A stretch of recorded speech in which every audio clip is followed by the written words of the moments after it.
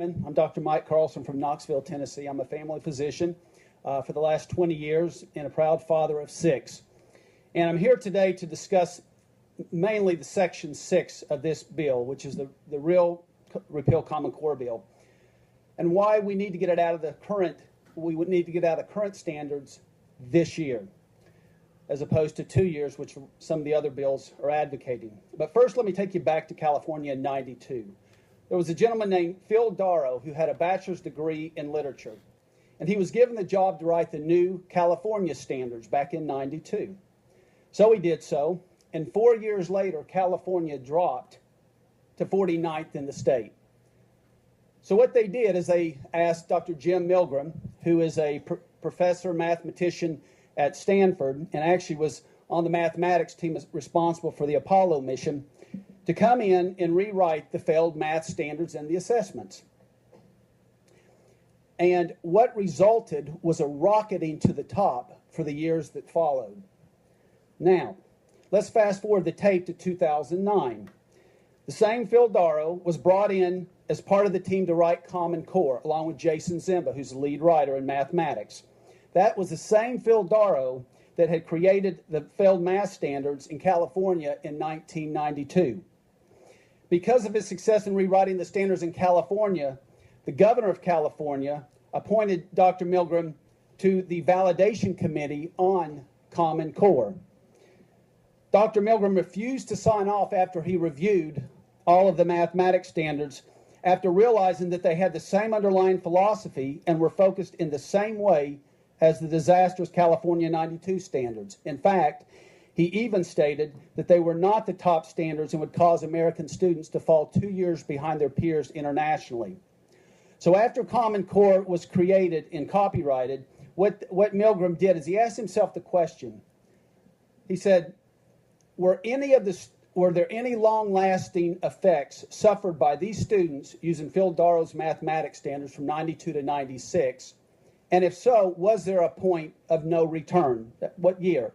And he had 10 years to gauge this. And he does a beautiful job with his literature. And what he found is profound. After 1 year of Phil Darrow's mathematics standards, most kids could recover without any long-lasting damage. After the second year, they could recover, but it took a little bit of work to get them back in the middle of the road.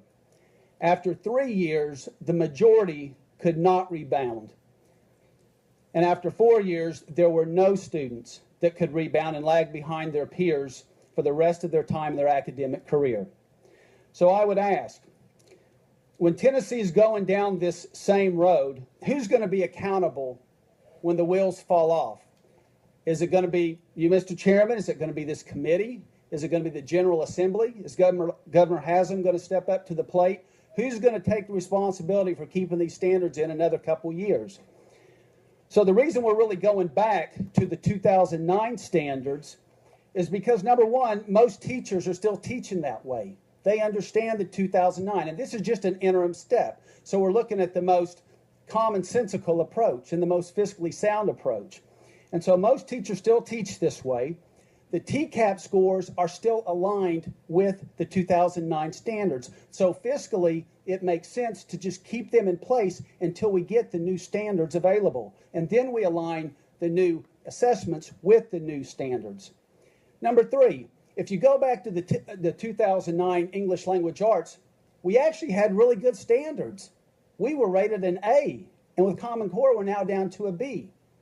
Now, I admit the mathematics standards needed some work, but you got to remember, in mathematics, we still included calculus in the 2009 standards. It's not there in Common Core. They did away with it. They also pushed Algebra 1 from 8th grade back to 9th grade. So people who are really interested in STEM, they're going to be at a disadvantage. And so I'll end and leave the committee with this. And again, I'm speaking from the heart, much as Terry, because I see a lot of Knox County teachers in my office. I see a lot of kids in my office. I see what's going on with them. And so, you just have to sometimes speak the truth to power, if you will.